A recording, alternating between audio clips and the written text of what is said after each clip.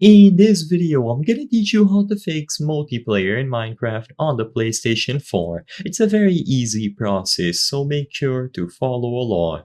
Before I begin teaching you how to fix and manage the multiplayer settings on the PlayStation 4 version of Minecraft, I do want to make it very clear that I am recording this video on the PC version of Minecraft Bedrock, but don't worry, these versions between PC and PlayStation 4 are identical, so I'm only recording here because it's more convenient for me to do so, but the steps are going to be the same, don't worry. So all that you have to do is first go over to play and you will be able to find all of your worlds. Assuming that you want to fix multiplayer when in relation to any of your worlds, all that you have to do is select this little pencil icon at the right side of the world. So find a specific world that doesn't have multiplayer working, select the pencil icon, and under Edit Settings, you will have the game category and then multiplayer. When you go over to multiplayer, you will be able to enable or disable multiplayer accordingly. So the most important setting is that multiplayer game is enabled over here at the top. So if this is set to the left, disabled, you have to make sure that it is enabled like this. Once it is enabled, just make sure that under the Microsoft account settings, you set it to friends only or invite only. This way, you will be able to invite your friends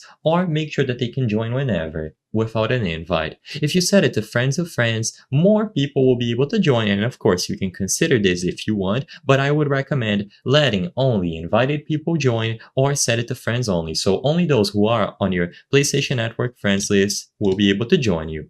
Afterwards, just go ahead and select play. Once you get inside of the world, you will be able to pause at any time to access the friends list at the right side of the screen and send out invites. It is extremely simple, and as long as this option is enabled and you have everything set up on the world, you will be good to go. Something else that you can try to check is to go over to the Microsoft website and access the settings for your specific Microsoft account that you use to play Minecraft.